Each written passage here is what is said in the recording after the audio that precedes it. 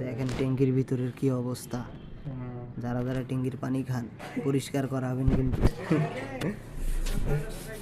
না ভাই এখনো কালা আছে, বস্তি যায়। দেখেন এটা পরিষ্কার করা ফরজ হয়ে গেছে। এই পানিগুলা যারা খান, যারা বিল্ডিং বাড়িতে থাকেন তাদের জন্য এই ভিডিওটা, বুঝছেন? এই যে পরিষ্কার করবেন, না হলে ট্যাঙ্কির পানিটা খাচ্ছেন আপনারাই বুঝতেছেন কীরকম। মনে করেন মাসে 2 বার বা মাসে 1 বার করে পরিষ্কার করলেও হবে, 2 বার না হলে। এটা তো মনে হয় 5 বছরও একবার পরিষ্কার করা নেই। হ্যাঁ 5 বছরও একবার পরিষ্কার করা নেই। তাহলে এত ময়লা আসিল। তাহলে এরকম কত হাজার হাজার বিল্ডিং বাড়ি আছে শহরে, বহুত।